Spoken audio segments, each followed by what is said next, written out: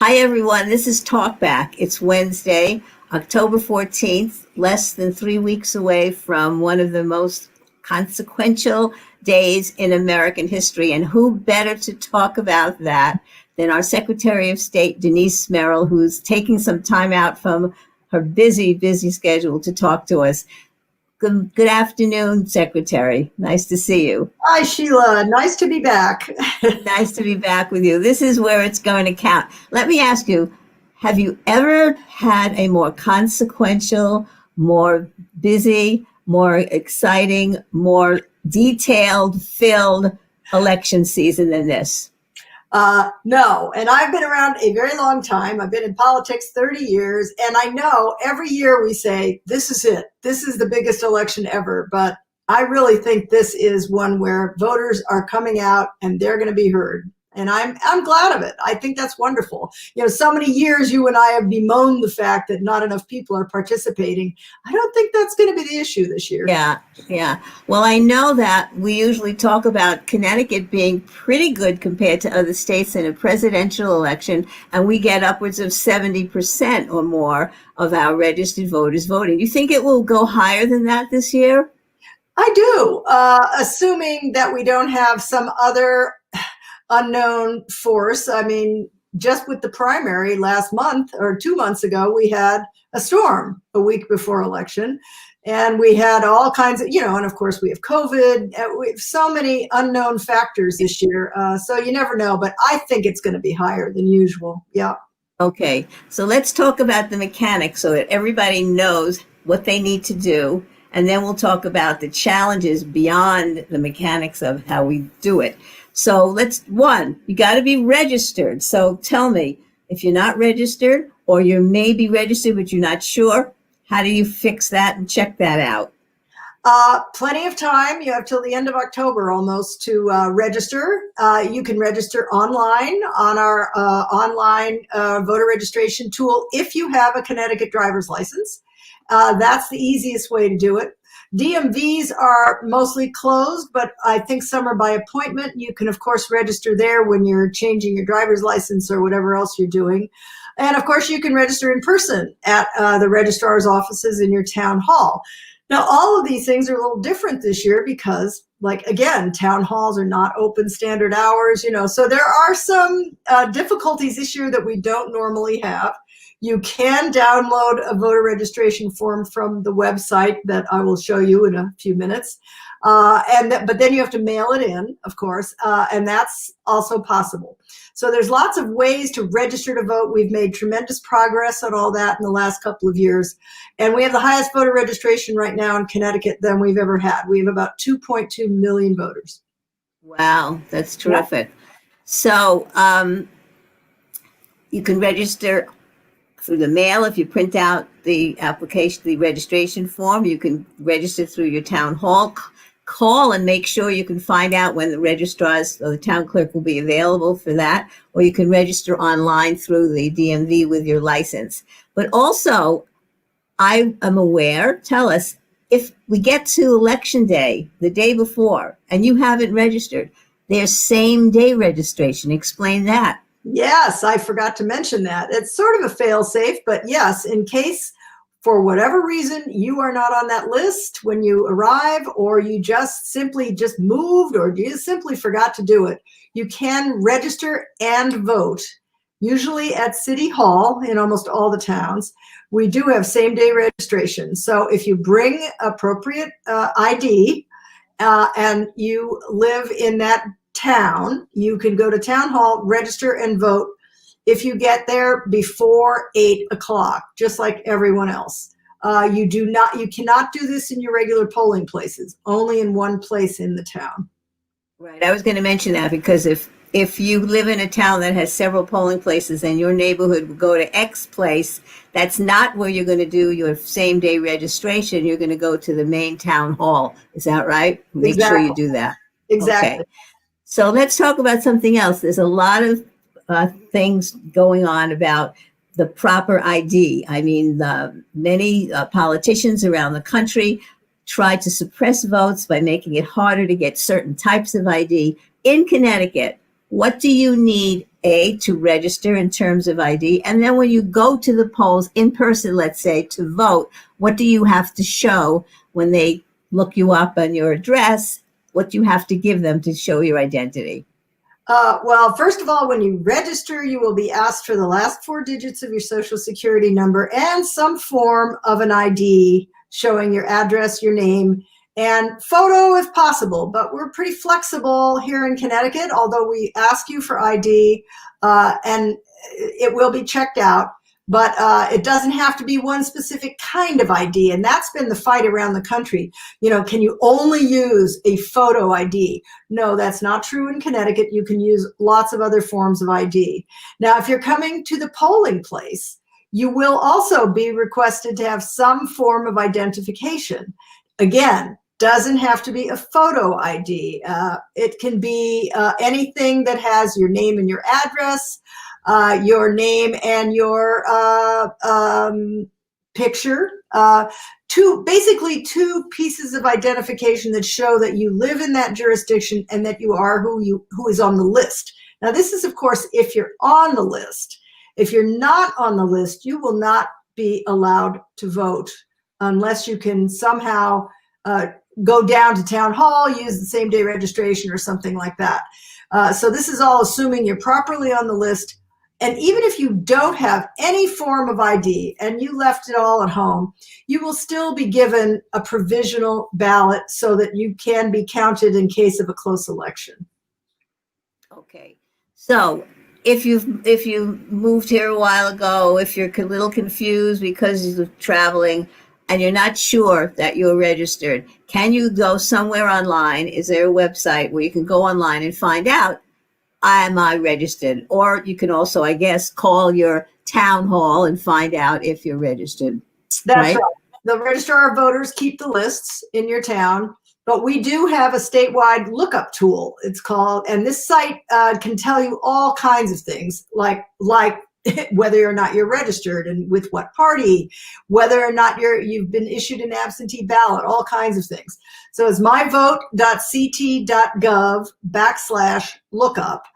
And if you go on there and put in your name and address, it will show you where you vote, how you're registered. And like I say, our new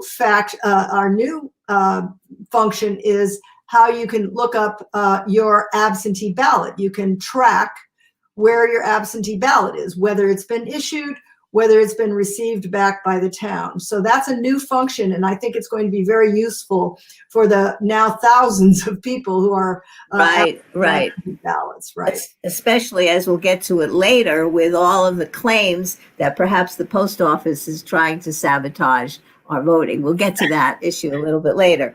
So, all right, now we're registered, and now we know that in Connecticut, we don't have early voting. It's really heartening to watch, sad in some ways with the long lines, but it's really heartening to watch states, Georgia, other states actually voting early and people lining up. There is such a pent-up need, I think, to express themselves at the ballot box. Do you agree? But we don't have that in Connecticut, right? I know. We need a constitutional amendment to change that, right? And I've been trying for years. We just got it passed last session, but you're right. 40 states now have some version of early voting. That is days besides Tuesday in November when you can vote. Texas, I believe, has maybe 30 days, a lot. Florida has 10. I guess Georgia must have quite a number as well. And it's to take the pressure off Election Day. It's to give people more options. It's to allow people not to have to take the day off work, for example. Some people have to do that. So I think it's a great thing. We haven't been able to get it passed because we need a constitutional amendment. As you say, our state constitution has things in it that limit how we can do early voting. And it also limits how many people and who can get absentee ballots, which is interesting as well. So both we'll talk about that, right? Yeah.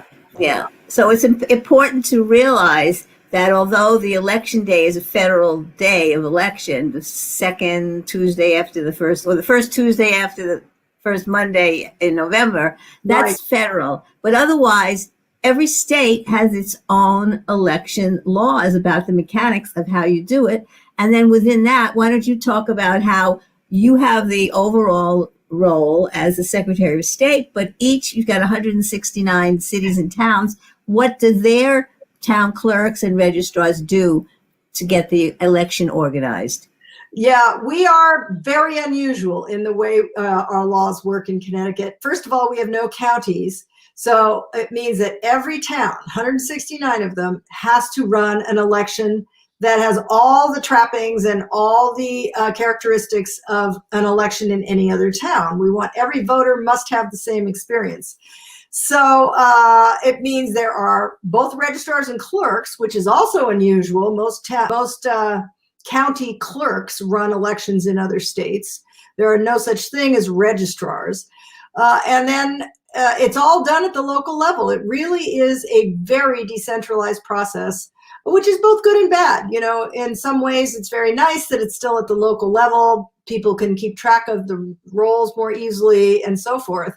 On the other hand, it makes it very difficult to see what's actually going on with our elections in any one place at one time.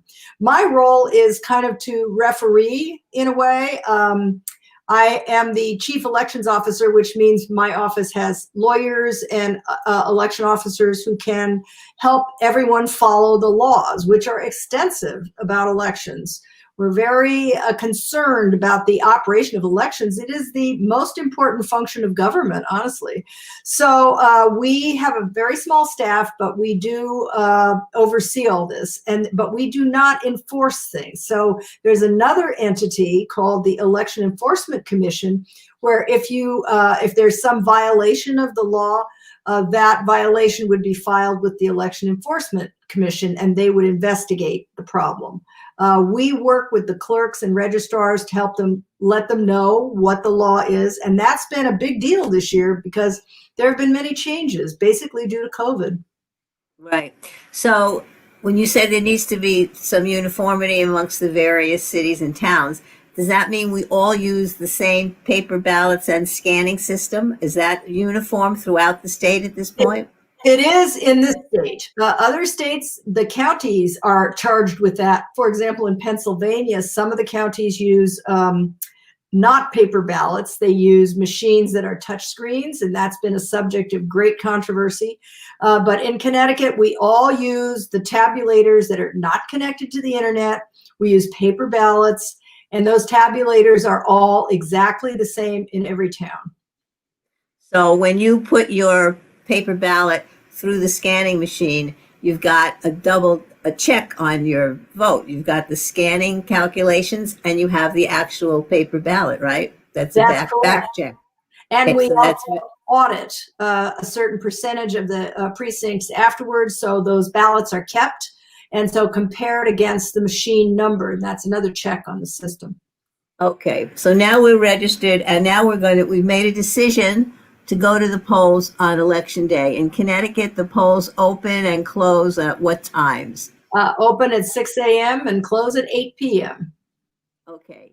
Now, for people who want to make sure that when they go to their polling location, they're safe, is every locality performing their own safety precautions, or is there a uniform statewide COVID precaution for people to be safe when they go into the voting booth? There is a statewide plan. We have provided every municipality with all the CDC guideline equipment, including PPE for poll workers. We are asking that they all do the 6 feet apart. The things you've seen, for example, in supermarkets, that only a certain number will be allowed in the polling place at a time. Everyone will be asked to wear a mask. And there will be a sanitizer that we've provided. And also the polling places themselves will be scrubbed both before and after the election. And this is all being provided by a federal grant that our delegation was very instrumental in helping us get. So that grant has been very useful in making sure that our polling places are safe. So I heard a couple of things that are going to be happening besides scrubbing down the polling places after. is it true that the actual voting booths may be scrubbed down after 4, 5, 6 different voters go in them? Is that true? Well, I think that's probably more of a local option. I suspect many of the towns are doing that sort of thing, and we are certainly encouraging it, but that's not part of a statewide plan. Okay, and I also heard that normally when we do the vote in the booth, we're given a pen and we're given a folder with the paper ballot inside the folder. I've heard one that the pens will be recycled. You will use them and then deposit them in a basket when you're done and go to the scanner. And I also heard that with regard to the folders, they will be done away with and there will only be the paper ballots. What do you say about that? Yeah, that's correct. Any implement would be a one-time implement, could be a pen or a pencil. And that again is done locally, but provided for with federal money. Okay. And how about the waiting? So obviously, one of the concerns that we see in these states that are voting early, and we see efforts at suppressing the vote, cutting back on polling places in certain states so that the lines at the polling places that are left are so long, people are waiting as many as 10, 11 hours to make their vote.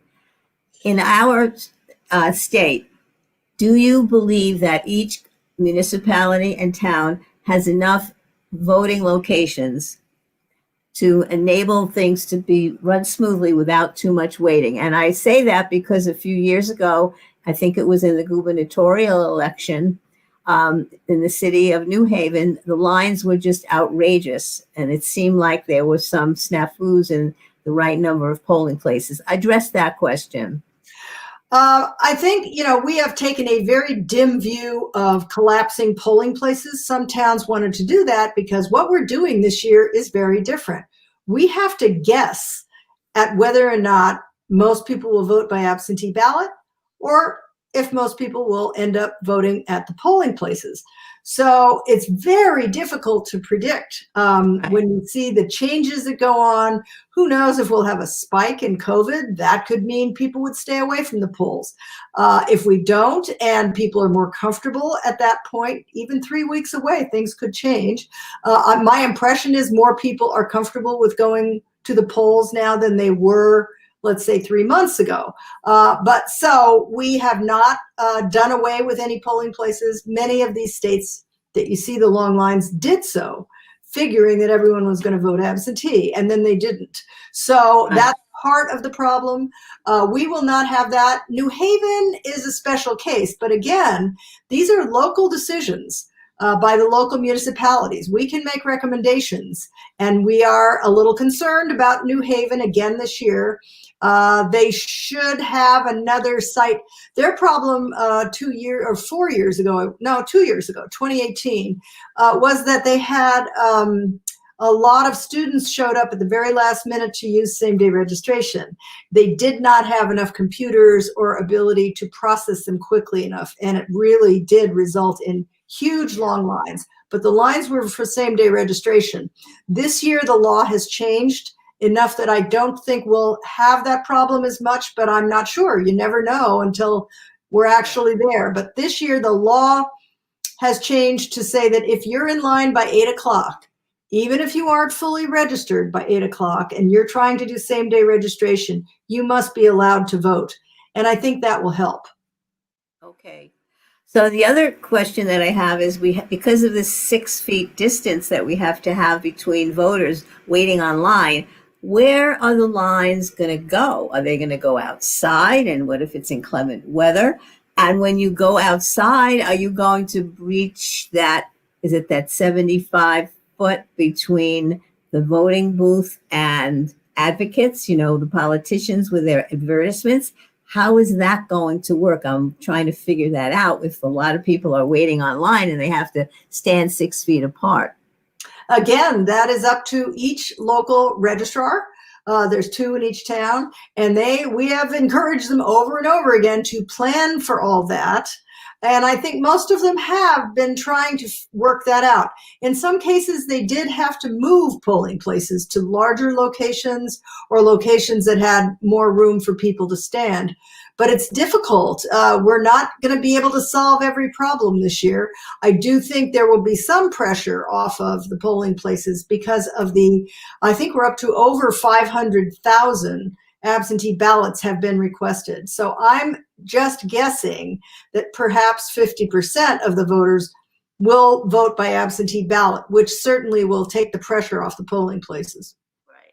Well, now let's talk about another hot button concern, and that is we can't sidestep it, that Trump has threatened to not honor the vote. I think he's threatened to interfere with the vote. He outright asked that the Supreme Court be filled with his nominee so that she can help count the ballots. I mean, you can't be more overt in your discussions of this than he has been. And I'm concerned about his telling his people to go out and poll watch. I think feels like a threat, and we don't want our voters to be intimidated again while they're waiting on long lines, maybe outside, maybe in inclement weather, being buffeted by these poll watchers. So what is the rule, or is there, about poll watchers? What is a poll watcher? Who is a poll watcher? And who can stand at the polls and watch? What does that mean? We don't have poll watchers in Connecticut. No one is allowed in the polling place except sometimes the media under certain conditions, and official and unofficial checkers. The parties do have the ability to appoint unofficial checkers who go in and see who has already voted and ferry that information over to their party people so they can call out the vote for their people. But other than that, it is really not under the law in Connecticut. We will prosecute anyone who tries to intimidate in any way, shape, or form anyone in Connecticut, any voter. And I think, we're in touch constantly on Election Day with all kinds of different law enforcement officials and everything every year, just in case. We have never seen this happen in Connecticut. And call me optimistic or Pollyanna, if you will, but I don't think it's going to happen here this year. At least I hope not. But we're prepared. I mean, there are lots of laws that are pertinent to this. It is blatantly illegal to enter a polling place if you are not an official. It is illegal to intimidate or harass in any way any voter. Okay. Well, that's good to hear, and I'm glad that Connecticut doesn't allow, quote, poll watchers, whatever they're to be called. But I still fear that Trump's people will try to set up episodes and incidents and come there to watch or to talk about fraud or whatever. And so I guess every town has to be extra vigilant about that, right? Yes, I think that's true. We will do training with all the moderators and poll workers. We have a hotline on Election Day that can be called. We have a group of volunteer attorneys that every year can be our eyes and ears if something is reported to us that is untoward at any polling place. We are informed, and they can go and sort of see what's going on, see if it really is a problem. Every year we have little dust-ups. Mostly it's people, campaigning inside the 75-foot line, for example. Right. I mean, we all know when you go to vote, especially in more local elections, you do have people that are polls standing, and you kind of have to wade through them with their materials. They're trying to get you to vote for their candidate at the last minute.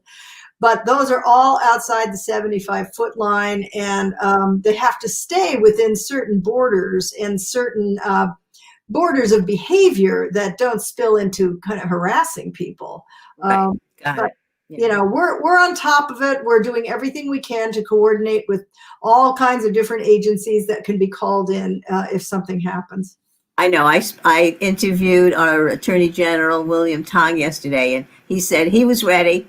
He was ready as the arm of the law with the, if necessary, election attorneys and Right. getting everything protected. So let's hope we don't have anything that will create serious turmoil and problems.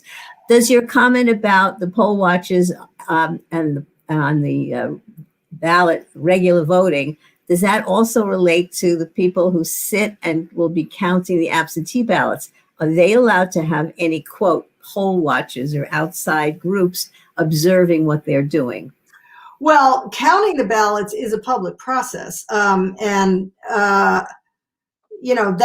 when there are more people allowed to observe. But again, they can't disrupt things. They can't be, getting too close to the activity. But, I think it is also imperative that we remain transparent. We can't let these fears, we have to make sure that people trust the result. And there's nothing like transparency and lots of eyes and ears on something to make that be true. And I feel very strongly that that is something we need to preserve as long as there's just not disruption. And I think there are plenty of ways we can make sure that things stay orderly. Yeah.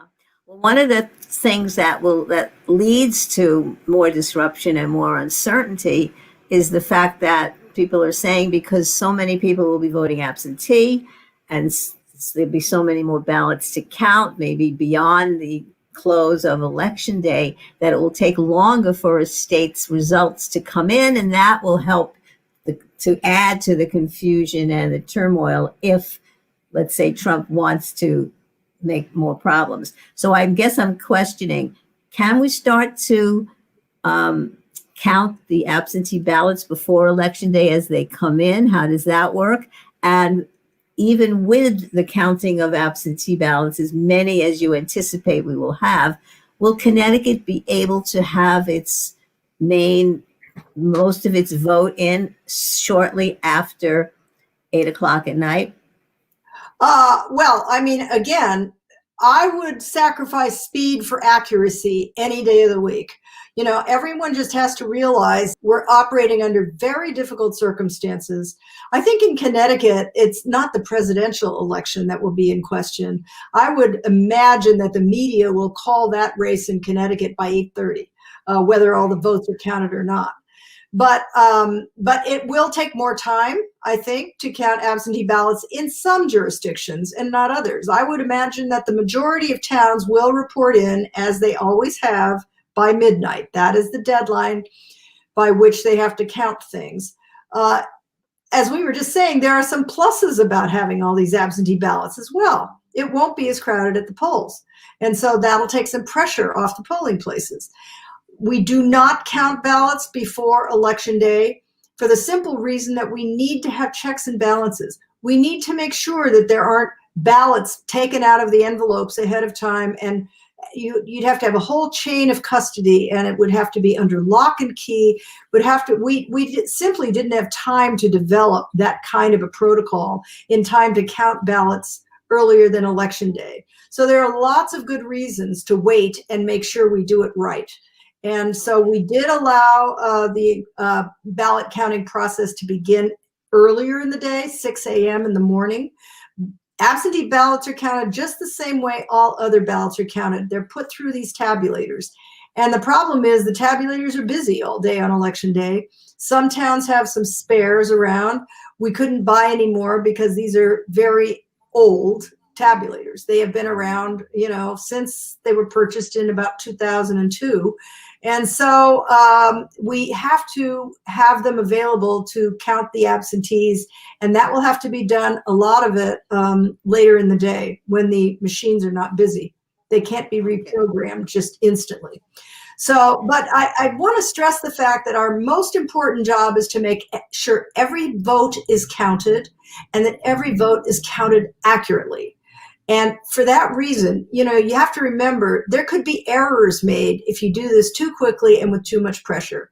And so we have 2 weeks before we officially certify the results of any election. The only reason this is going to get any attention at all will be probably in close races and close local races. Other than that, I don't think it's a factor so much in the rest of it. Okay. So before we get to the absentee voting, is there anything else you need to say about in-person voting? Any other considerations or things you need to mention? No, it's just that I think people should realize that if you are in a high risk group, you probably ought to consider an absentee ballot. For example, if you're over 65 or if you have underlying health conditions. But if you are going to the polling place, I think you can feel secure there. I think we've taken many, many precautions. So I just want to make sure people know it is still a safe option to go to the polling places. Okay. All right. Now let's talk about the absentee votes. In Connecticut, until COVID-19 came along, you needed to have a specific reason to get an absentee ballot. So describe how that has now changed, and now COVID itself is a reason for you to get an absentee ballot. Yes. Well, in Connecticut, the reasons you have to have an excuse, so-called, to get an absentee ballot, and those excuses are outlined in our state constitution, as we were saying before. Very difficult to change. They usually, about 5% of people, between 5 and 8% of voters vote absentee, usually using the excuse that they are going to be out of town during election day. That's the most commonly used excuse to get an absentee ballot. There is another one that says that you will be, if you're unable to get to the polls due to illness, you can get an absentee ballot. So this year, when we had this incredibly unusual situation, the governor and I talked to each other about this, and the governor in particular was very, very adamant that elderly people, those over 65, should not be voting in person. But no one should ever have to choose between their health and their vote. It is your right to vote. So how are we going to accommodate this in this extremely unusual situation? So that's when we came up with the one-time exception for just this moment, and just for the primary election and now for this general election. Under emergency rules, we will determine that COVID is due to illness. It is an illness. You don't have to have the illness to be unable to get to the polls due to illness. And in this case, it's COVID.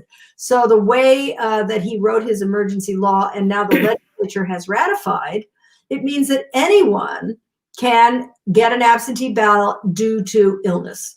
And so so we constructed an entire option for people to be able to vote absentee ballot. So anyone can choose that option. Okay. So now it's October 14th, and last month, toward the end of the month, I guess, every registered voter in Connecticut received an application for an absentee ballot. Isn't that right? Yes, that's correct. And by now, everyone who sent back their application, either by putting it in the mail or by bringing it to the ballot box near your town hall or bringing it directly into your town hall, you've gotten your ballot, right? Most people would have already, I received my ballot, I'm out of state, and I got my ballot right away, and I've already mailed it back. But let's say you're a registered voter, or you checked on myvote.ct.gov and you're a registered voter and you didn't get your application. What should you do right now, immediately? Get a new application, because somehow either yours got lost in the mail or never got to you for whatever reason. We can't really tell when that happens. If you've looked your name up and you're sure you're on the list and should have gotten one, you can download one from that same website.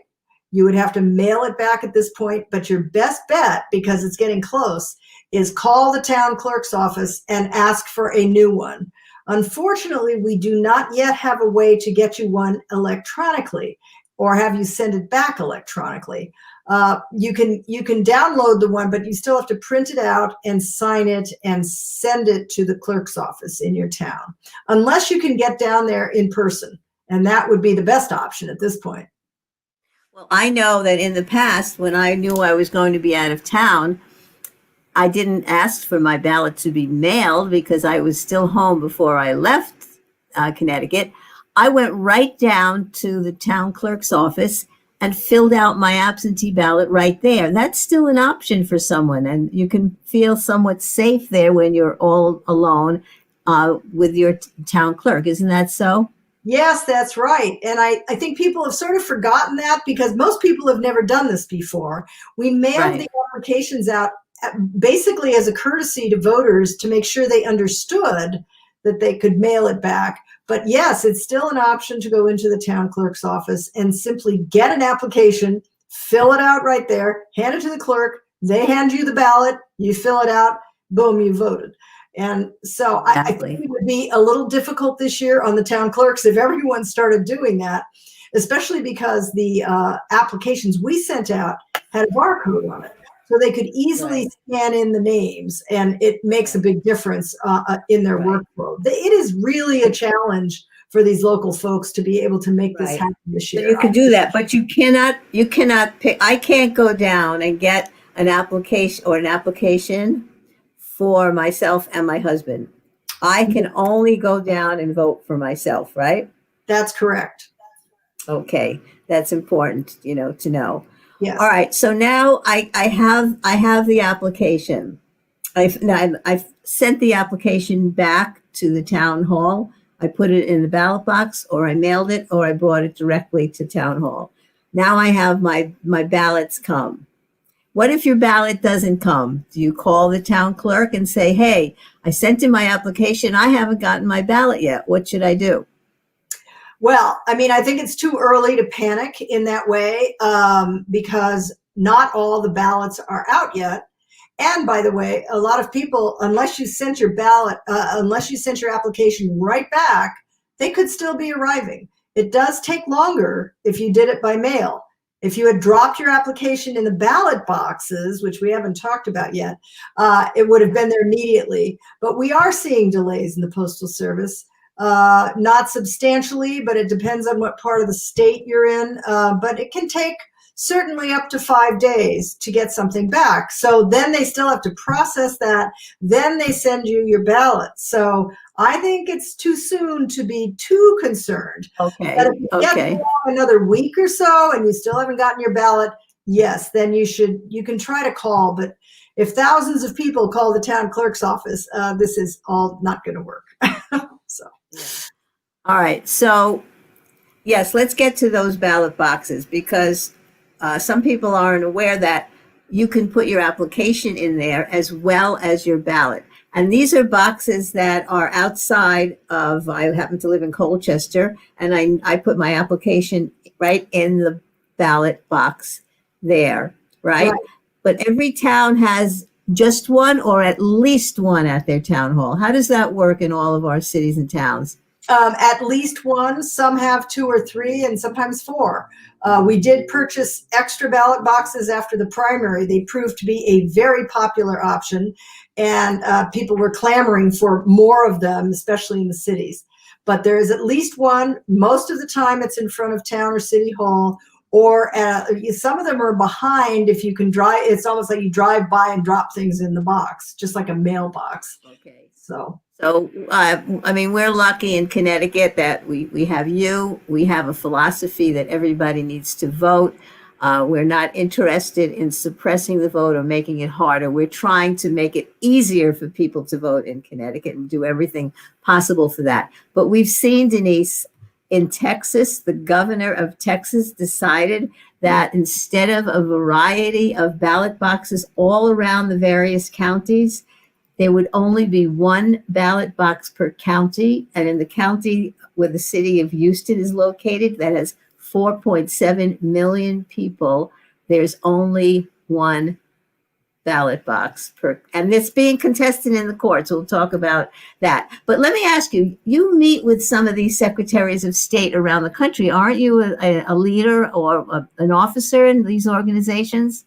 I was the president one year, it's a 1-year term. I was president back in 2016, which was a very interesting year to be president of the National Association. Yes, I still am on the board. And yeah, it's an interesting group because it isn't a bipartisan group. And so you see a lot of different attitudes toward voting, a lot of different systems and beliefs about what's important. And it's a little shocking, but it is a real bird's eye view of very different areas of the country having different considerations. Well, I can understand. Yeah, I can understand the governor of Texas, who is a Trumpian, and their goal is to prevent as many inner city people from voting as possible. I mean, it's unbelievable to have to even say that, but it's true. Otherwise, why would you do that with the ballot boxes? But how about the secretaries of state who are pledged, I thought, to help people vote? How could they potentially go along with something like that? That's what I don't. I understand the politicians. Well, you have to remember different states elect or select secretaries in different ways. For example, in Texas, the secretary is basically hired by the governor, appointed by the governor. So, you can see that that secretary is not going to interfere with the governor's point of view. And I think to be fair, or somewhat fair, I mean, I agree with you. It just seems shocking that anyone would go to such lengths to prevent people from voting by mail. But don't forget, they think voting by mail is full of fraud, that if more people vote by mail, it's just going to be a fraudulent election, and that all these votes, you're just not going to know if they're real or not, and so forth. So they have kind of believed all the rhetoric about fraud, which is of course completely unproven, and it's just part of all the conspiracy theories that are going around right now, and it's just aroused such suspicions in everyone. I mean, and it's not limited to those who are fans of these various conspiracy theories. It has caused everyone to question our elections, and it's extremely unfortunate, because the one thing, Americans always had a very strong faith in their elections, and for the first time, you're seeing that erode. Yes. Yeah, exactly. And the other problem is when there are normal snafus, some ballots sent out to the wrong addresses, etc. Right. Administrative snafus that are not meant to be fraudulent in any way, they are carried to those lengths in the media and by the people who want to make more of it, right? So that's a terrible thing. Yep. We just had an incident yesterday in Vernon where some people got the wrong ballots, and instantly it was seen as some sort of conspiracy to defraud the public or some, I don't know. But these kinds of mistakes do happen, especially in a situation like this, where we have, so many thousands of absentee ballots that have been requested. And it's no harm done. We can cure the problem. We just send them a different ballot. But you're right. Okay. What's happening is everyone is seizing on these mistakes, these innocent mistakes, and thinking that it's something more nefarious. Right. So the ballots have to be in. Now, in some states, they're allowing the absentee ballots to come in after Election Day, 2 days, 3 days, 4 days later. In Connecticut, they must be in, not just postmarked, they must be received by November 3rd at 8 o'clock when polls close. Is that right? Right. Okay. We are not opposed. Yep. Is it true, though, that they will be able to be counted a few days later? Is there something with that just passed? The towns have been given a few extra days in order to make sure everything's fully counted, which is, of course, necessary because we want to make sure every vote that is in by 8 o'clock on Election Day is actually properly counted.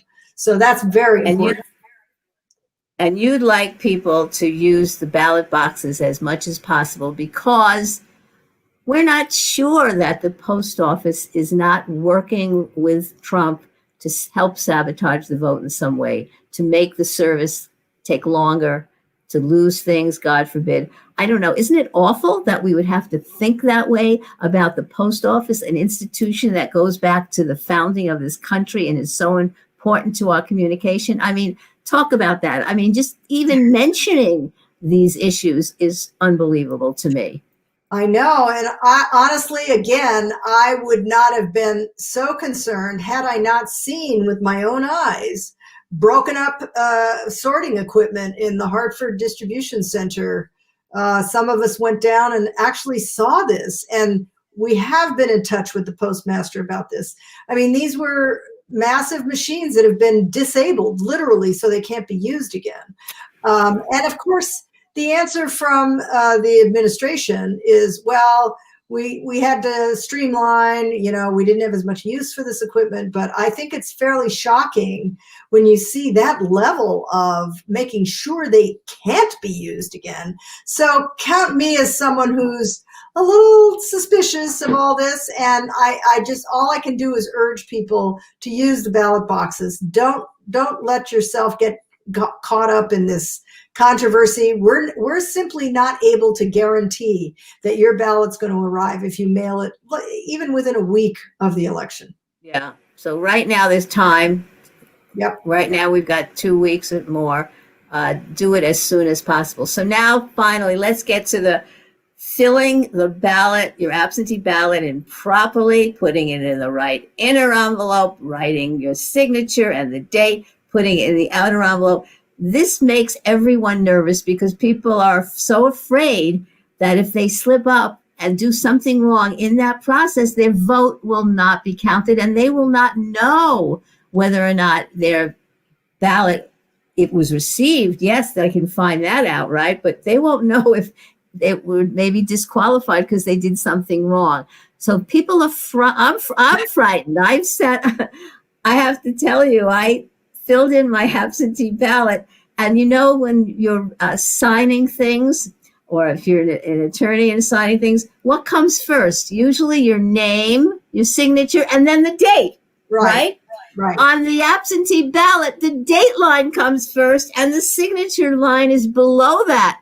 Well, what did I do? I wrote my name in the date line and had to cross it out and put the date in. And then, so I'm just saying, little things like that are frightening. Oh my God, will my ballot be accepted? Is it okay if I cross it out and write it in the correct line? Help us out with that. Tell us what you need to do to make sure your ballot is right. And by the way, think about why you are so concerned about that. It's because all these suspicions have been raised nationally in the news media. And there's been all this talk about, do the signatures have to match? And people are getting all these ideas from the national media. And it's not real. We don't use a signature matching protocol in Connecticut. You don't have to worry if your signature doesn't match whatever you signed up as 20 years ago. It's really very simple, and we rarely disqualify votes in Connecticut for any of those reasons. Even, Sheila, with you crossing out the date and putting your name there instead, it's fine. So, but it is important to follow the directions. And you're right. Honestly, my husband, I watched him the other day because he's voting by absentee, and he opened the envelope, and as much as he's heard all this in the background for a long time, he did it. He was puzzled by it. He had to really think about it when you get two different envelopes, some inserts that go in, and so forth. So in the simplest possible terms, you get your ballot. You don't put your name on the ballot because we want it to be anonymous, right? You fill out your ballot. You fold it in half, you put it in the inner envelope, the one with all the writing on it that you're going to sign. You seal it. That's very important because if you don't seal it, it could have been tampered with. That's one of our checks and balances. So if they open up your outer envelope and you have an unsealed inner envelope, it's not going to get counted for that reason. Then you sign it, date it, and as you say, I think probably we need to look at that form for next time. And then you put it, you seal it, you signed it, you take that inner envelope and you put it in the outer envelope. The outer envelope is the one that has the scan, where the clerks can scan you in as receiving your ballot, and it has your information on it. So, and that's why we did change the law. They can open that outer envelope before Election Day, but the inner envelope that's sealed with your signature on it is the one that we keep till Election Day. Then we open it, take the ballots out, and count them. And there's reasons for all of this. We want to make very, very sure that you are the person signing that ballot, and that ballot, oh, by the way, only one ballot in each inner envelope. Don't try to save money or whatever by putting your husband or your wife's ballot in there with it. Right. That is a way it won't be counted.